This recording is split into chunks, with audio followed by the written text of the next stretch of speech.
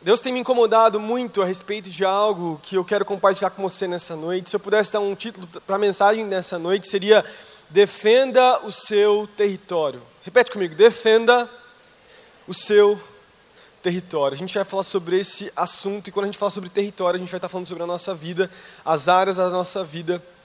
E a gente vai falar sobre muitas coisas.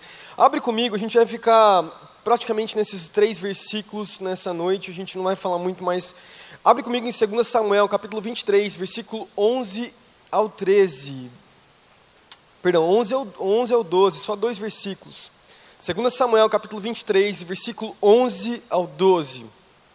Vamos lá, eu vou ler, acho que todo mundo está abrindo aí já. Inclusive está ali no telão. Vou ler com vocês. Antes de eu ler, esse capítulo é o final da vida de Davi. Você lembra do rei Davi, né? Um dos reis ali do Antigo Testamento, o maior rei do Antigo Testamento. Esse cara, antes dele morrer, né, o livro de Samuel foi escrito por Samuel e por Natã. Provavelmente esse momento da história de Davi foi Natã que escreveu, porque Samuel já tinha morrido. E ele vai dizer, obrigado, e ele vai contar nesse capítulo os heróis que caminharam com Davi. Ele teve alguns guerreiros que caminharam com ele, que é dito que alguns valentes que caminharam com ele e fizeram grandes coisas nas mãos de Deus. Foram usados tremendamente por Deus e fizeram coisas que foram extraordinárias.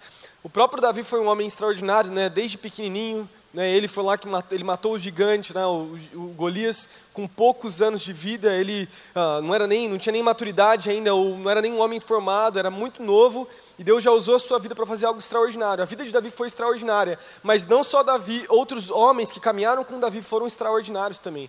E nessa noite eu quero falar com vocês sobre um desses homens que fez algo incrível. Eu estava lendo sobre a história dele nessa semana e Deus me incomodou e eu quero falar sobre a vida de Samá.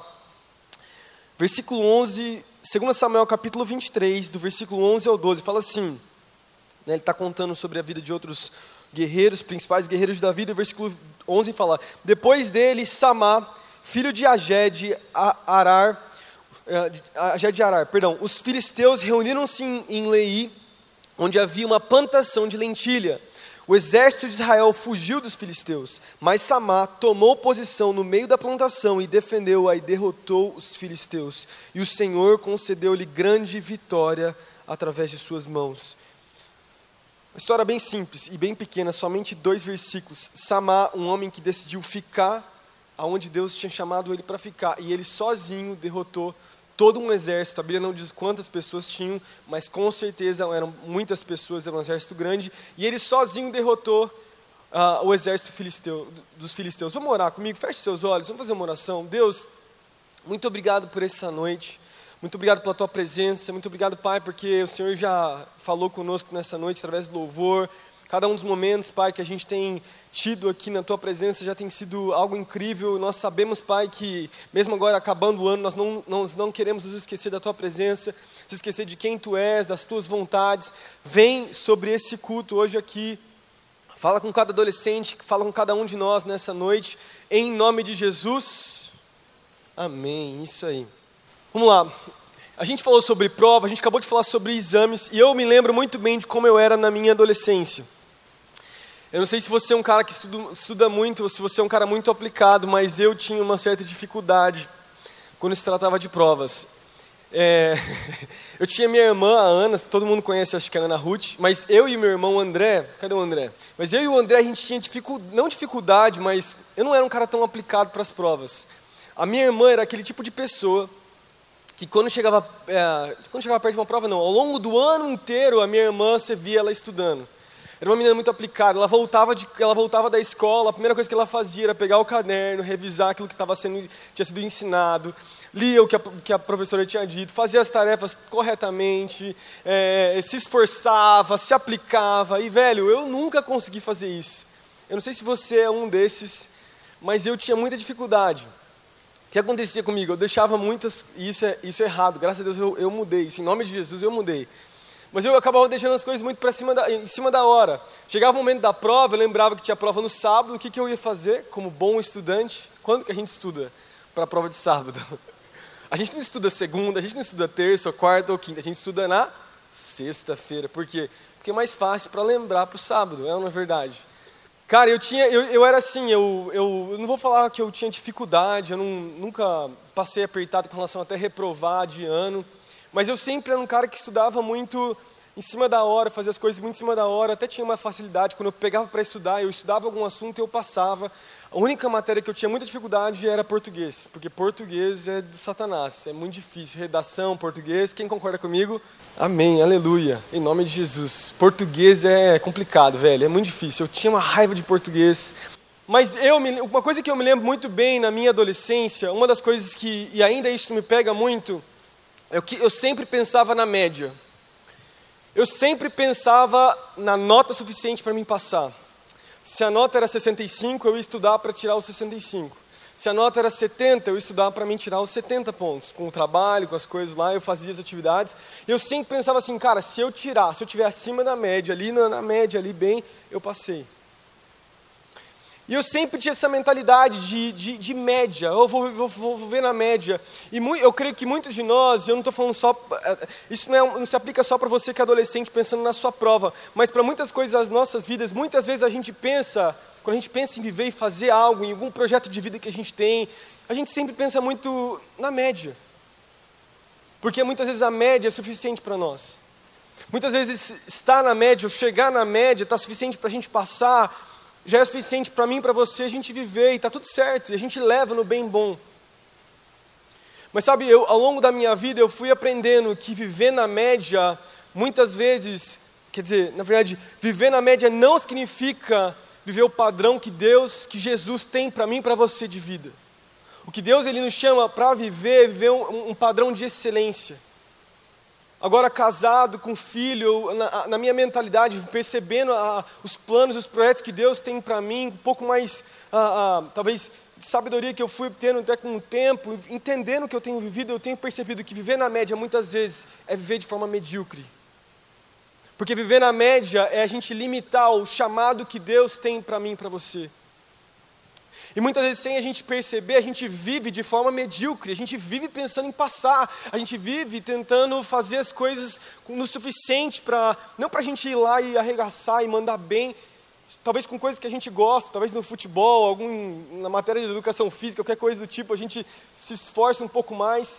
Mas a verdade é que Deus nos chamou para todos os projetos que Deus nos coloca para viver, e talvez na sua vida agora, seja o projeto maior da sua vida, é o estudo, é passar no vestibular, enfim, é estudar. O que Deus te chamou para fazer agora é passar em todas as matérias mesmo.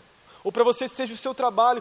Mas o que eu quero dizer para você é que Deus nos chama para ser pessoas que entendem o projeto de excelência que Deus tem para nós. Se a gente tiver uma mentalidade de excelência, a gente vai ver o chamado de Deus ser completo na nossa vida. E muitas vezes quando a gente vive de forma medíocre, pensando somente na média, a gente limita aquilo que Deus pode fazer através de nós. Porque o projeto de Jesus para mim e para você sempre é fazer algo incrível. É sempre fazer algo que sai do nosso controle, é viver algo que foge da nossa capacidade, porque viver pela fé é viver fora do controle. Viver pela fé é viver algo que tem a ver com risco, tem a ver com um lugar de não estar na comodidade. É impressionante, sempre quando eu penso em homens grandes, homens que fizeram grandes coisas na terra, né, desde o esporte até, enfim, estudo, falo desde, sei lá, Michael Jordan, a gente tem o LeBron James agora aí, que é um jogador de basquete que joga demais, ou você pensa, sei lá, no Pelé, ou você pensa Albert Einstein, sei lá, Bill Gates hoje. Quando você pensa nesses caras, você pensa no nível de capacidade que essas pessoas viveram e fizeram, os projetos que essas pessoas fizeram, e você pensa, eu queria que eu conseguisse obter todo esse conhecimento, tudo aquilo que eles têm só através de osmose, tá ligado? Tipo, passou para você. E a gente se esquece que por trás de tudo aquilo por trás do sucesso que eles têm, existe muito esforço, existe muita, no segredo, eles fizeram muitas coisas, viveram muitas coisas sozinhos ali, buscando e fazendo, e de alguma forma Deus os exaltou. Mesmo talvez eles sem conhecendo Deus, Deus de alguma forma colocou algo sobre eles. E o meu ponto é aqui, muitos de nós, muitas vezes a gente pensa de forma espiritual, a gente pensa em Elias e em Eliseu. Quem lembra da história? Eliseu, pediu a porção dobrada de Elias, né, e a Bíblia diz que ele tinha que ver o que Elias subir aos céus com a carruagem de fogo. E daí ele tinha que pegar o manto de Elias. A gente acha que vai acontecer igual a Elias, até com relação ao chamado de Deus, o manto profético, o manto de Deus sobre as nossas vidas. Mas não é assim hoje em dia. Eu creio que existe algo que é depositado sobre as nossas vidas, se a gente buscar. Mas sabe, Eliseu teve que ficar na cola de Elias. Se Eliseu não tivesse visto Elias subir aos céus, lá na história, tem toda uma história, todo um contexto, né, bíblico, mas Eliseu teve que fazer algo, ele teve que buscar, e o meu ponto central aqui é isso: Deus me chama e te chama para viver algo extraordinário. Deus te chama e me chama a entender qual é o nosso território e morrer pelo nosso território, morrer pelo aquilo que Ele nos chamou para morrer. E esse vai ser o ponto nessa noite que eu quero falar com vocês. Deus ele não quer uma mentalidade de nos contentar somente com viver na média, mas sim de sermos vitoriosos, de vivermos algo incrível nas suas mãos. 2 Samuel capítulo 23, versículo 11 ao 13, então conta a história desse cara chamado Samá, e eu vejo algo incrível nesse homem. Em 2 versículos só, você não tem mais nenhum relato bíblico a respeito de Samá, mas ele foi um homem extraordinário, velho. Para Davi, né, falar para Natã e Natã, lá anotar no meio da história, colocar o nome de Samá lá, foi porque ele foi um homem incrível. Presta atenção, gente.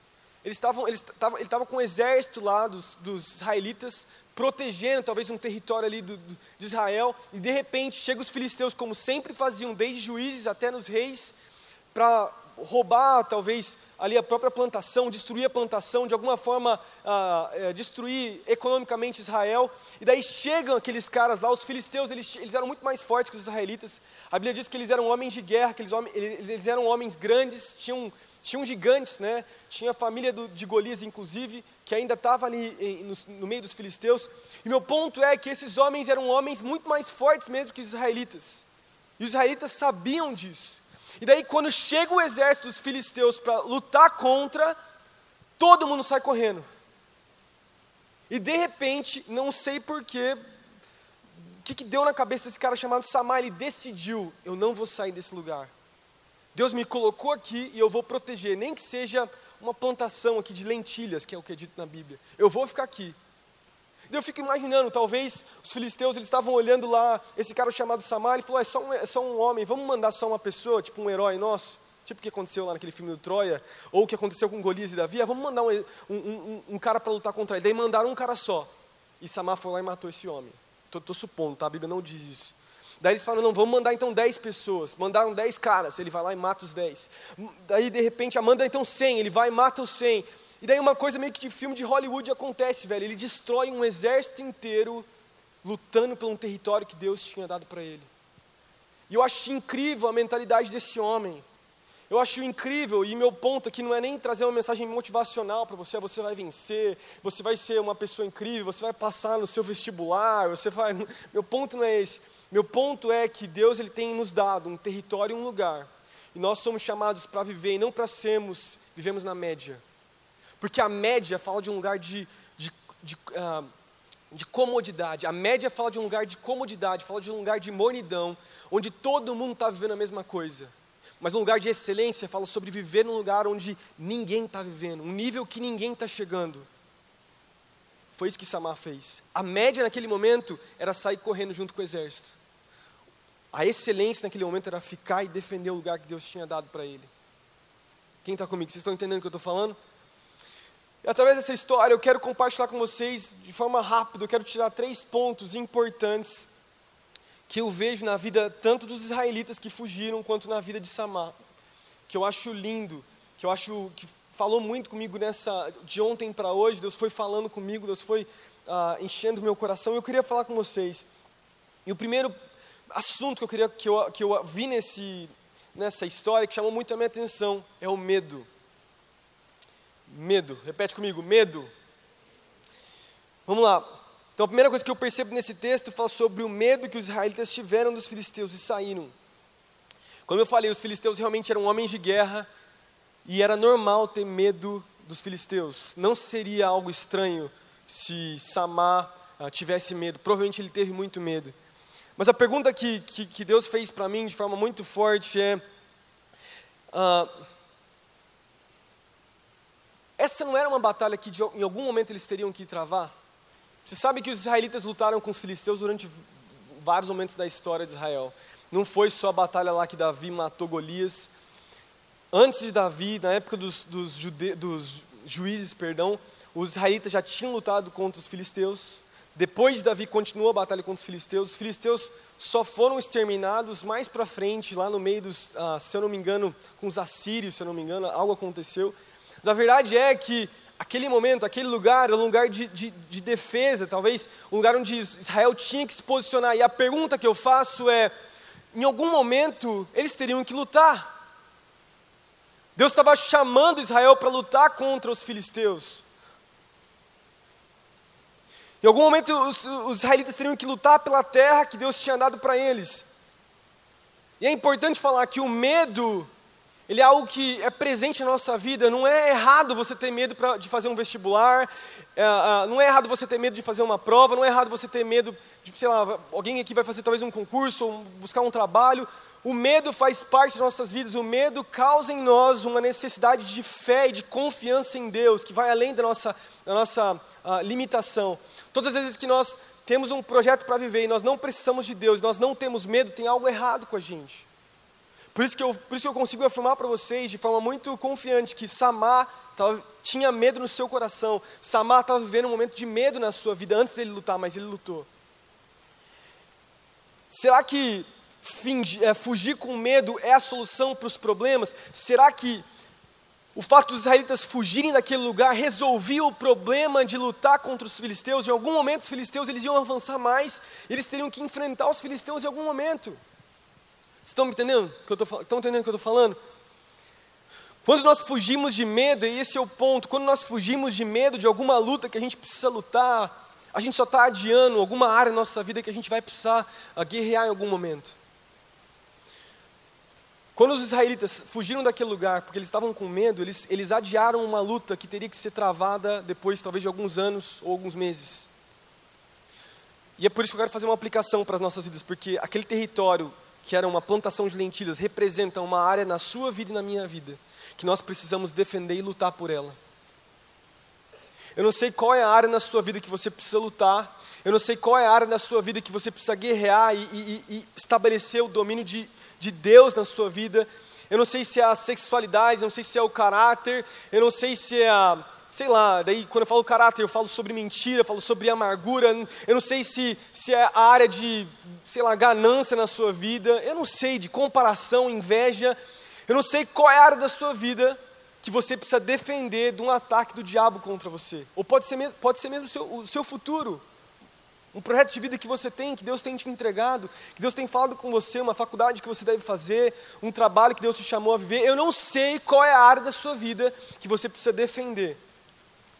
Mas o meu ponto nessa noite com você, quando eu falo sobre medo, é que se você não lutar confiando em Deus, sabendo que o medo existe, mas confiando em Jesus, se você continuar adiando algumas batalhas que você precisa travar na sua vida, em algum momento você vai ter que lutar.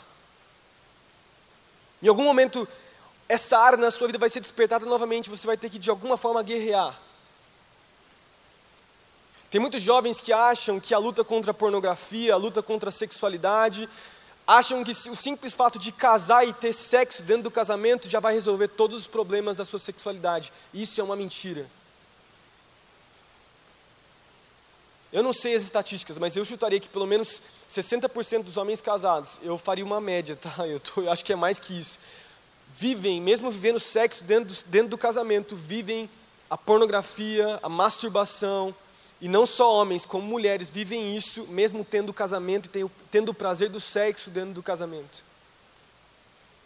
Homens e mulheres que adiam a luta contra a sua sexualidade e jogam para outros momentos da sua vida, vão ter que guerrear com coisas ainda maiores. Por quê? Porque o buraco vai cada vez aumentando. A brecha vai cada vez ficando pior. E se você não resolve agora que você é adolescente, com 16, 17 anos, se eu te falar, quando você tiver com 28, 29, 30 anos, você vai ter que resolver esse problema na sua vida. Se você tem dificuldade com a mentira na sua vida, eu não sei, alguma amargura no seu coração e você sabe que você tem esse problema e você precisa resolver, se você adiar com medo de lutar contra essa área, deixa eu te falar, eu quero falar isso com muita convicção no meu coração, sou pastor, eu trato de muitas, tanto adolescentes quanto famílias que eu tenho conversado. vai ter um momento na sua vida que você vai se deparar com essa luta novamente. Se você não enfrentar com medo o seu coração, uma área da mentira, da amargura, agora, na sua adolescência, com 16, 17, 18 anos, quando você tiver com 40 anos, você vai ter que lidar com isso já com seus filhos. E daí o problema vai ser muito maior. Porque outras pessoas vão estar envolvidas. E a verdade é que depois que a gente conhece Jesus, a gente faz de Jesus nosso Senhor e Salvador, Ele quer entrar em todas as áreas da nossa vida. Ele quer tratar você não quando você tiver seus 30, 40 anos de idade, Ele quer tratar você agora. Deixa eu te falar isso, quero falar isso com muito temor no meu coração. Se você tem problema com colar na sua prova, na sua escola, meu amigo, você vai ter problema com coisas muito maiores no seu trabalho. Eu sei que você talvez não entenda isso, mas eu não sei se você já ouviu falar de sonegar imposto. Quem já sabe o que é sonegar imposto? Imposto é uma coisa que a gente precisa pagar para o governo, tá? Todo mundo precisa pagar. Mesmo seu pai sendo autônomo ou trabalhando num lugar, todo mundo precisa pagar imposto, enfim. Deixa eu te falar, se você hoje, com seus 15, 16 anos, sonega uma prova, tá bom? Mente numa prova, finge que sabe o assunto e escreve uma coisa que você não sabe. Deixa eu te falar, quando você tiver com seus 25 anos, você vai estar vivendo coisas, você vai estar roubando coisas muito maiores. Você roubou na sua prova com 15 anos, com 30 anos você vai estar roubando não sei o quê. Sei que pode parecer uma palavra de confronto, mas eu estou falando de uma área de caráter, que se a gente não resolver, a gente falar, nessa área aqui eu vou mudar agora. Nessa área aqui eu vou lutar agora. Eu não aceito procrastinar e não resolver esse problema na minha juventude. A gente precisa ser vulnerável diante de Jesus. E como eu vejo isso, pessoal, eu tenho trabalhado até conversando com adolescentes, né, com vocês. Às vezes eu vou para o pai, eu vou tratar a área de um adolescente, de um filho, falando, o adolescente vem e me conta todos os problemas da vida dele, o que ele tem vivido. Eu chego no pai e eu falo, olha, seu filho está lutando com isso. Por quê? Por que você acha? Da onde vem a raiz? Daí o pai começa a contar a história. Não, realmente, eu posso citar aqui N exemplos. Não, meu filho tem problema com pornografia, é verdade, porque eu tenho também. Quando ele tinha 11, 12 anos, ele me viu acessando um site pornográfico. Ele me viu fazendo isso. Ele me viu tendo um ataque de raiva no trânsito. Ele me viu xingando, ele me viu. E daí você percebe que a raiz do problema, às vezes, não é nem um adolescente, não é nem um filho, é o pai. Deixa eu te falar, vocês são os próximos pais. Daqui 10 anos, 15 anos, vocês vão estar casando, vocês vão ter os seus filhos. Eu vejo isso na minha vida. Eu tenho meu filho de 3 anos. Ele copia tudo o que eu faço. De verdade. Mas qual que é o meu ponto aqui? Meu filho de 3 anos, ele me copia em tudo, velho. Em tudo. E ele está vendo o que eu estou fazendo. Se eu tenho um acesso de raiva, se eu tenho, sei lá, eu faço alguma coisa para a Raquel, trato a minha esposa mal, algo acontece, meu filho está vendo e meu filho copia. Isso vai ser um buraco na vida do meu filho. E talvez para você pode olhar para a sua vida, você pode perceber coisas na sua vida e marcas na sua vida que você carregou, porque você viu no seu pai e você copia hoje ele. E Deus está tentando tratar a sua vida, essas marcas que foram geradas por causa disso. Mas meu ponto não é esse, meu ponto é, resolva essas áreas na sua vida hoje, você adolescente, com 15, 16 anos, Deus te chama a colocar essas áreas no altar e falar, ó, resolva isso. Não deixe para resolver quando você tiver 30 anos, 40 anos, e depois, quando você tiver filhos, você vai se dar conta, olha isso, olha na minha vida como eu não mudei isso, como eu não tratei essa área, como eu não coloquei aos pés de Jesus essa área, porque Jesus nos convida, porque Deus ele é assim, Ele trata, Ele nos ama tanto que Ele não nos deixa como nós estamos. E agora eu falo de uma postura minha e sua, de falar, ó, esse território, essa área na minha vida, a sexualidade, o meu caráter, quem eu sou, o meu chamado pertence a Jesus, e eu não vou abrir mão, mesmo que o diabo venha tentar destruir, mesmo que o diabo venha tentar sabotar ou arrebentar o meu chamado, aquilo que eu tenho, eu não vou abrir mão, porque o Senhor me deu isso, e eu vou resolver, e essa área na minha vida é tua, Jesus.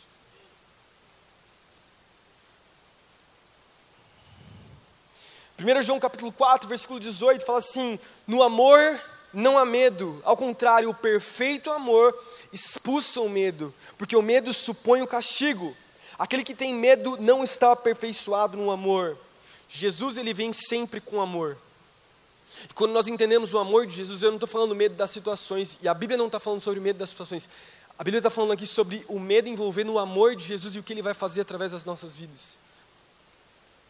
O amor de Jesus, ele vai nos levar, ele vai tratar as áreas da nossa vida para que a gente possa conquistar territórios que não foram conquistados na nossa própria alma, na nossa própria vida. Amém? Vocês estão comigo aí?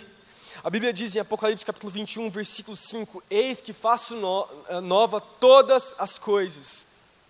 Deus, ele vem falando, né, ele está profetizando algumas coisas a respeito do futuro e depois ele fala, eis que faço nova todas as coisas. Eu quero te dizer, Deus, ele quer fazer algo novo na sua vida. Deus, ele quer que você entenda que o território que você tem, talvez que você não tem tratado, que você não tem protegido, Ele deseja fazer algo novo nesse mesmo território, nesse mesmo lugar, nessa mesma área da sua vida que você tem lutado há muito tempo. Deus deseja cuidar e tratar essa área. Amém? Quem está comigo nessa noite? Quem está entendendo? Amém? O segundo ponto que eu queria deixar com vocês é a responsabilidade. Eu queria já chamar, inclusive, eu não sei quem estava no teclado, o Thiaguinho não está hoje, eu não lembro quem estava. Responsabilidade, repete comigo, responsabilidade. Fala de mais alto, responsabilidade. É incrível como pessoas como Samar criam um problema para o restante de nós. Escrevi isso aqui. Uma pessoa que escolhe ver uma vida heróica, uma vida diferente, uma vida acima da média, ela de alguma forma, ela incomoda as pessoas ao redor. Já percebeu isso? Já percebeu isso? Quando você diz para os seus amigos que você vai viver de maneira santa, que você não vai ficar, que você não vai viver as coisas que eles vivem, de alguma forma eles começam a se incomodar com a sua postura e com o seu estilo de vida. Eu me lembro em toda a minha adolescência na escola, quando eu decidi não me envolver com nenhuma menina, não ficar, enfim. Eu me lembro de alguns amigos meus virem me questionar, virem com alguns questionamentos para mim, sempre me alfinetando, mas teve um momento que eles começaram a me respeitar por quem eu era, porque eles viram que eu era diferente. E aquilo que era zoeira, a certo ponto se tornou respeito e admiração pela vida que eu tinha. E de alguma forma, aquele incômodo era porque eles sabiam no subconsciente de que eu estava certo, de alguma forma eu estava correto no que eu estava vivendo. Eu me lembro da minha faculdade também, quando eu comecei engenharia, né, eu sou formado em administração, depois eu fiz administração, mas eu fiz engenharia antes, fiz 3 anos. E eu me lembro no comecinho da engenharia, quando os veteranos vieram, né, os calouros vieram fazer toda a zoeira lá, enfim, chamaram a gente para as festas, eu não fui na primeira, não fui na segunda, não fui na terceira, e os caras começaram a ver que eu tinha alguma coisa diferente ali. Daí eles viraram para mim e falaram, qual que é o teu problema, né, que você não vai nas festas, não vai nas coisas? Eu comecei a abrir um pouco mais, eu já tinha perdido... já tinha me conectado melhor com eles, eu comecei a contar um pouco sobre a minha vida. Não, eu vou na igreja, eu creio em Jesus, eu creio que Deus tem uma mulher para a minha vida, eu creio que Deus tem um relacionamento para mim, que eu vou ter um casamento, eu não curto beber, não sou dessas coisas. E eu me lembro dos meus amigos, acho que eu já contei isso, os primeiros amigos que eu fiz na faculdade, a primeira coisa que eles fizeram foi falar, eu duvido que dos próximos 6 meses a 1 ano você não vai fazer nenhuma cagada, velho. Falou um palavrão na hora, inclusive, né? Eu estou traduzindo aqui. Você não vai fazer nenhuma cagada. Tenho certeza que você vai catar alguma menina, você vai de alguma forma aí, sei lá, algum momento você vai fazer alguma coisa, você não vai conseguir aguentar. E eu lembro que o tempo foi passando e que meu caráter foi sendo testado ao longo dos dias. Os meses foram passando, meu caráter foi sendo testado e aprovado. E eu me lembro de algumas meninas que chegavam para mim, os caras eles faziam de propósito, eles viam que eu tinha me posicionado, eles já conversavam com umas meninas lá para mim, que até me provocar, assim, ficar fazendo um joguinho. E naquela época eu estava me envolvendo com a Raquel, inclusive a gente estava conversando sobre namorar. A gente começou a namorar em maio, né? Então todo aquele começo de ano eu lembro de ver várias coisas. Mas eu lembro que chegou um momento onde aquilo que incomodava o pessoal começou a se tornar respeito novamente. Em algum momento eu comecei a ganhar a confiança desses caras e eu passei a ser do crentinho chato para o crente gente boa que orava com eles quando tinha algum momento difícil na vida deles. Eu me lembro de um amigo, o mesmo amigo que me zoou, quando ele perdeu, se eu não me engano era a avó dele, ele tinha crescido com a avó, quando ele perdeu a avó, eu fui na casa dele, orei por ele, eu me lembro até ele entregando a vida para Jesus. Muita coisa aconteceu, ele acabou não vindo para a igreja, ele era de outra cidade. Mas eu me lembro porque o ponto central é que quando você se posiciona, isso incomoda. E eu aposto que quando Samar, apostar é estranho falar, né? Mas você entendeu o que eu quis dizer. Eu tenho certeza que Samar, quando ele se posicionou naquele lugar, os outros israelitas que fugiram começaram a olhar de forma estranha para Samar. Ficaram incomodados. Porque toda pessoa que se posiciona incomoda os outros. Toda pessoa que é acima da média, de alguma forma, incomoda, irrita. Eu não sei qual que é a sua percepção. E é uma realidade isso. O engraçado desse ponto é que Deus nos chama para ser aqueles que em algum momento incomodam as pessoas a viverem uma vida diferente. Deus nos chama para ser pessoas que entendem que a excelência é o nível de Jesus para nós em todos os aspectos da nossa vida. E de sermos diferença no meio de uma geração que talvez está abrindo mão. Que talvez está decidindo sair fora, que está decidindo não cumprir aquilo que Deus nos chamou para cumprir. Deus está nos chamando e eu quero profetizar que você vai ser um daqueles que vai ser a diferença no mundo. Você vai ser um daqueles onde os seus amigos, aquelas pessoas que te conhecem vão virar, olha, eu não sei o que aconteceu com a vida dele, ele mudou, velho. E eles vão começar a ficar incomodados, o que aconteceu com você? Sabe que a vontade de Deus era ter protegido aquela terra, aquela plantação de lentilhas com todo Israel, com todos os israelitas. A vontade é que a vitória de Deus fosse para todos, mas só Samar se posicionou. Eu creio que aqui dentro, Deus está levantando vários Samás que vão se posicionar e o exército vai começar a voltar novamente a defender o território que Deus nos chamou para defender. Gente, Deus sempre fez isso ao longo da história. Estava lendo a história de alguns homens de Deus que caminharam nessa terra. Eu não sei se você conhece a história dos pietistas. Na aula de história da igreja eu falo sobre eles, né? O pessoal que faz Inter sabe. Olha só que legal, a Bíblia não, né? A história diz, né, que a gente tem a reforma protestante que aconteceu em 1517 com Lutero. Quem lembra de Lutero? Lutero foi um grande homem de Deus que lutou, guerreou para que a igreja fosse reformada, que uma reforma acontecesse dentro da igreja católica, depois se dividiu entre os protestantes, né, e os católicos. Mas olha só que interessante, logo depois que Lutero ele continua o seu ministério, ele forma a igreja luterana.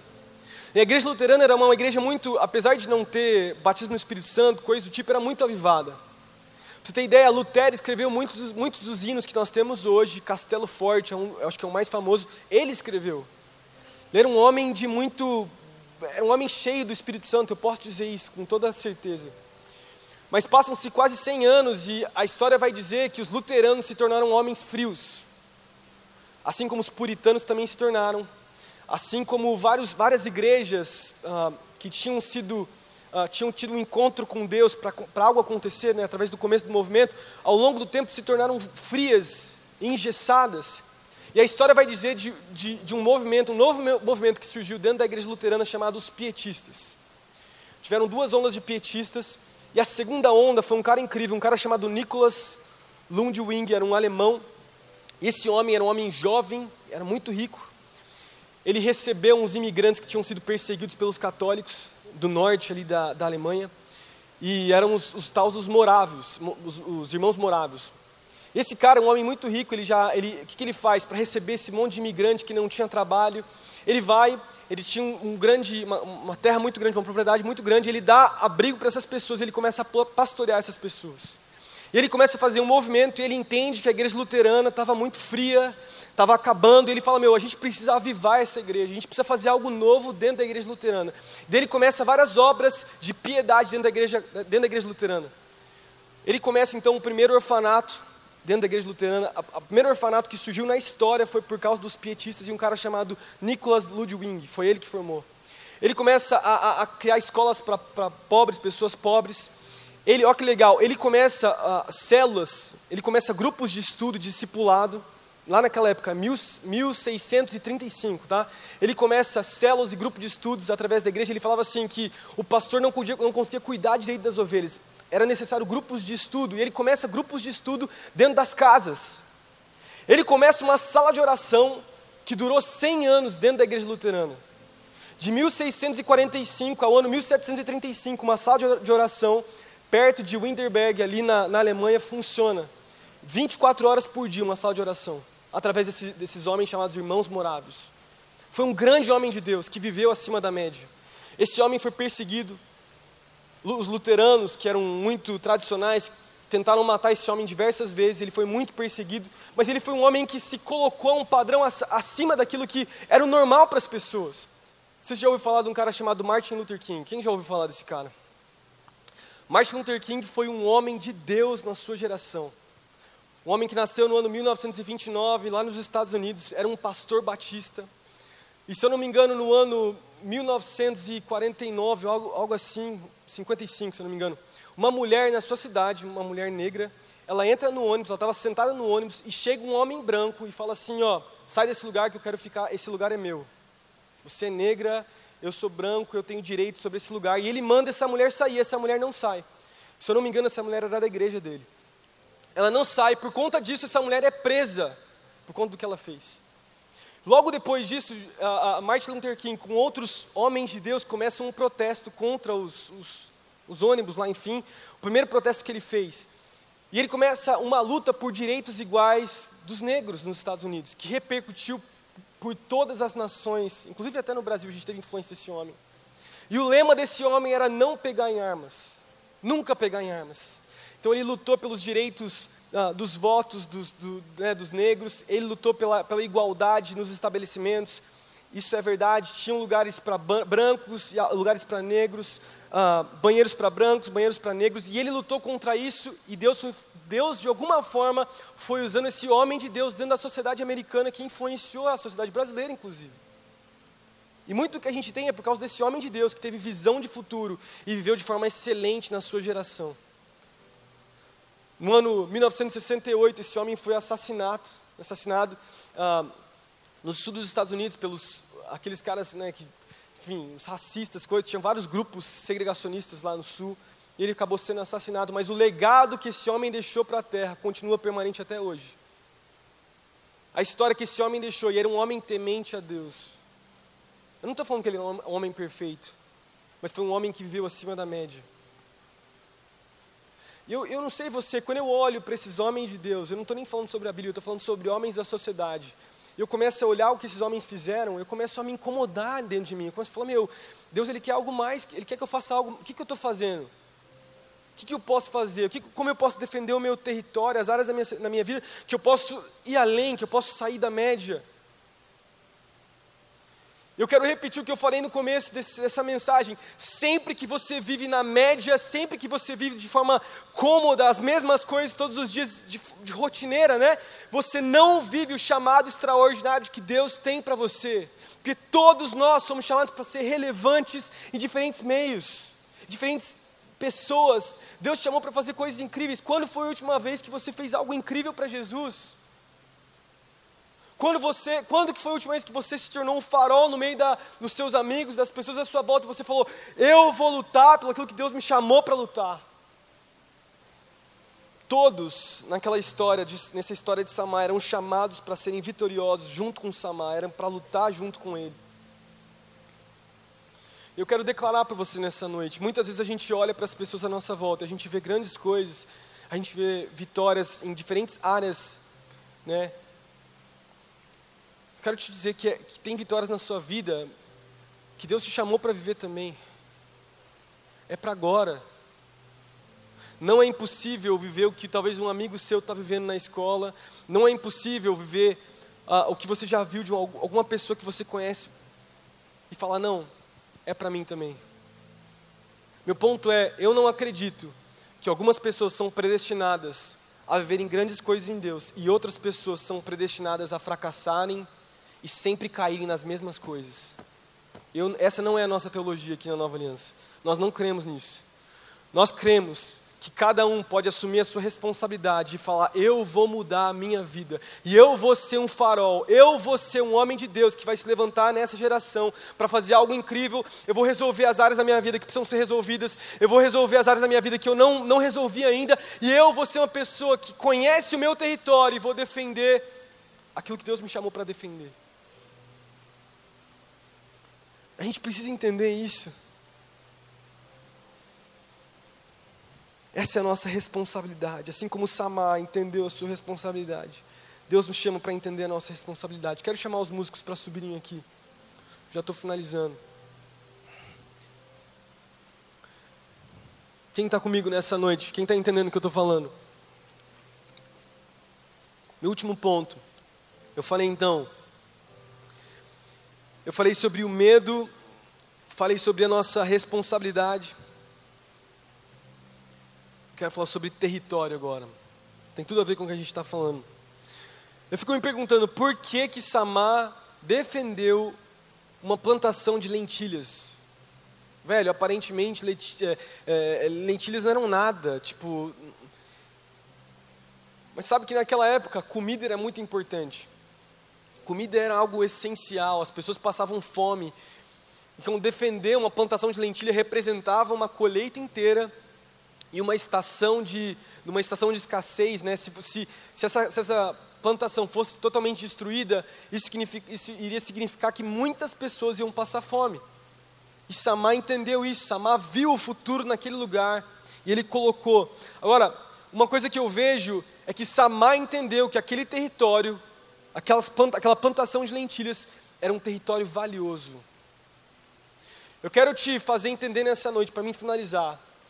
Quero que você entenda nessa noite que você é uma pessoa valiosa para Deus. Que as áreas da sua vida que você tem lutado são áreas valiosas para Jesus. Que o seu chamado é valioso para Jesus. Que o que você vai fazer aqui na terra, nos próximos anos, é algo valioso para Jesus. E se você não se você não olhar com os seus olhos para a sua vida, e as áreas que você luta com um olhar de que você é valioso, que você é precioso, que a sua sexualidade é preciosa, que o seu caráter é precioso, que o seu chamado é precioso, que o que você vai fazer é precioso, você vai deixar isso aí muito fácil, você vai abrir mão de forma muito simples.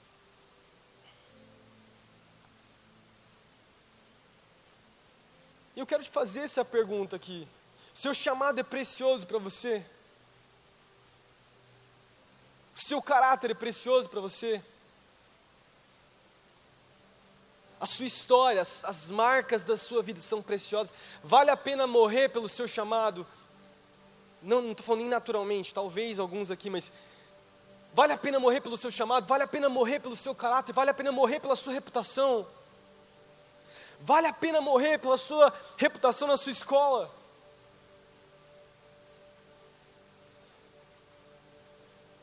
Seu território, o lugar que Deus te chamou.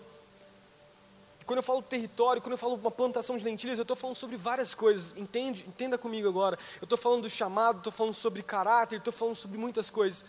O seu território, a área da sua vida, a extensão de quem você é precioso para Deus.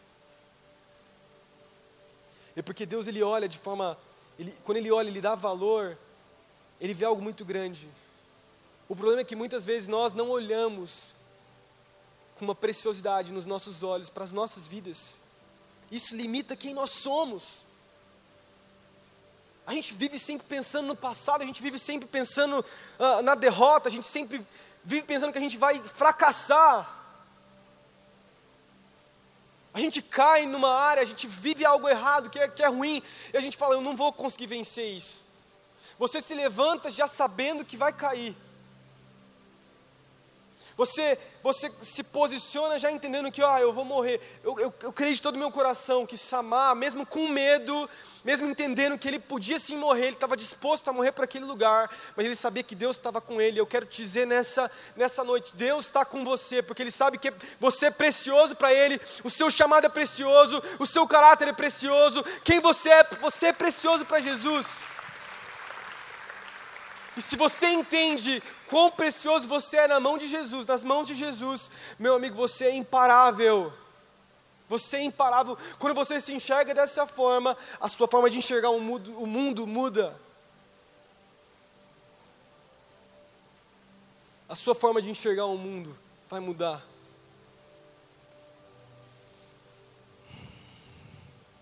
Precisamos lutar pelo território que Deus nos deu. Vale a pena lutar por isso. Eu vou tomar uma posição. assim como Daniel, assim como Sadraque, Mesaque e Abednego, assim como Davi na frente de Golias, assim como Estevão na frente lá dos fariseus, assim como Jesus antes da cruz falou que valia a pena morrer, porque ele sabia que era importante ele fazer aquilo, porque as nossas vidas eram importantes. A gente precisa entender que esse é o nosso território, essa é a nossa vida. Eu vou lutar pelo aquilo que Deus me deu, e você precisa lutar pelo aquilo que Deus te deu. Feche seus olhos nessa noite.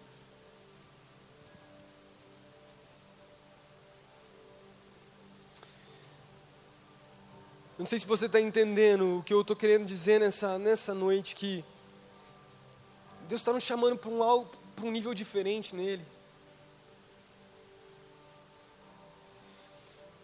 Eu acho que tem muitas pessoas aqui dentro, mesmo você sendo adolescente, muito novo, você tem ficado preso em algumas áreas, preso em algumas coisas, e você não tem conseguido obter vitória, porque para você viver na média é o suficiente.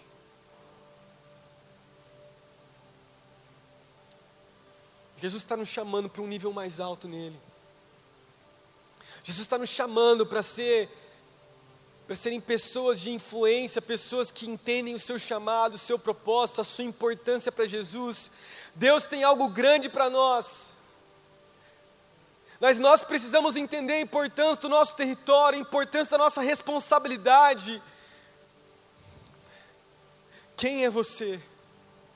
Você é como Samá, que defende o seu território, ou você é como o resto dos israelitas que saem e que adiam uma luta que é inevitável?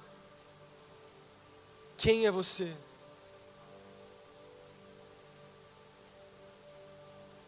Feche seus olhos, deixa Deus falar com você nessa noite. A gente vai cantar uma canção. Deixa o Espírito Santo te ministrar nessa noite.